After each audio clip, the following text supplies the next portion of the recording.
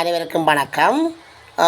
இலங்கையின் வடபகுதியில் உள்ள மருத்துவமனை ஒன்றில் தலையில் மோசமாக காயப்பட்டு வந்த ஒரு முதியவரை மருத்துவமனையில் உள்ள அதிகாரிகள் சரியான முறையில் வழிநடத்தவில்லை. நீங்களே அந்த காணொலியை பார்த்தால் தெரியும். ஒரு இளைஞர் தான் அந்த அந்த முதியவரை கொண்டு வந்து வைத்திருக்கின்றார் மருத்துவமனையில். அந்த இளைஞருக்கு சரியான முறையில் மருத்துவமனையினுடைய நடைமுறைகள், நடவடிக்கைகள், செயற்பாடுகள் அவருக்கு தெரியாது. ஏனென்று சொன்னால் மருத்துவமனையில் இருக்கிறவர்கள் தான் அதை சரியாக செய்ய வேண்டும்.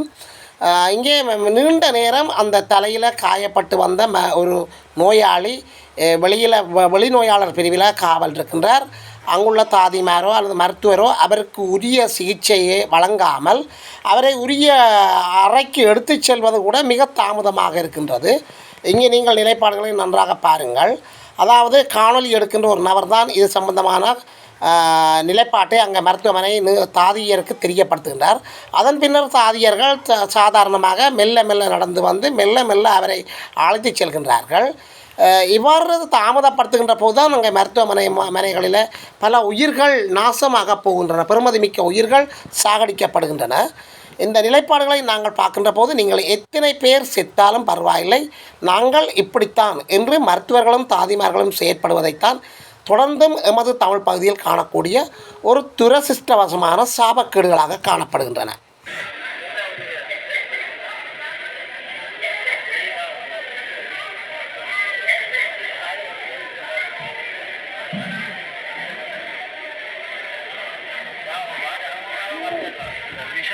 அந்த போட்டோ கலாட்டி இறங்கா போட்டோ கலாட்டி சரி சாமி நீ கொண்டு போற அந்த டெக்ஸ்டர் அந்த லிஃப்ட்டு கொண்டு வா, லிஃப்ட்டுக்கு இதால போ போல ராதி இன்னைக்கு நம்ம ஒன்றும் ஒழுங்காக சொல்லி கொடுக்குறேன். சரி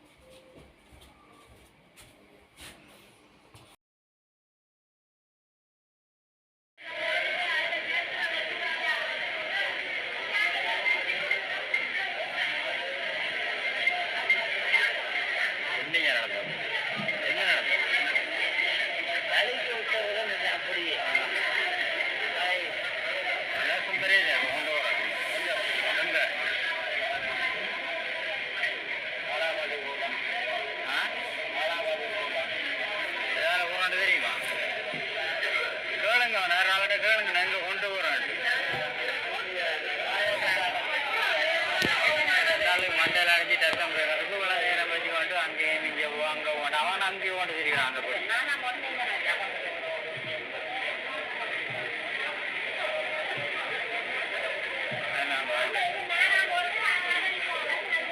அங்கே உட்காந்து ஏழாவது என்ன கொண்டு வரும் ஏழை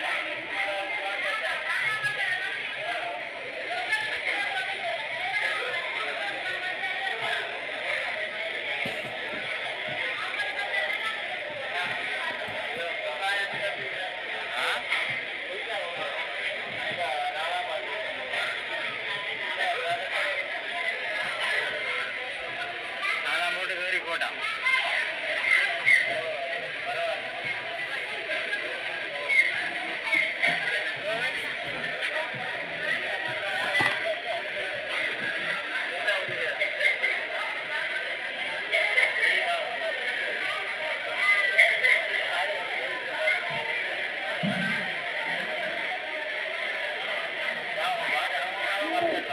மிஷன் அந்த போட்டோ கலாட்டி இறங்கா போட்டோ கலாட்டி சரி சாமி நீ கொண்டு போற அந்த டெக்ஸ்டர் அந்த லிஃப்ட்டுக்கு கொண்டு வா, லிஃப்ட்டுக்கு இதால போ போல ராதி இன்னைக்கு நம்ம ஒன்றும் ஒழுங்காக சொல்லி கொடுக்குறேன். சரி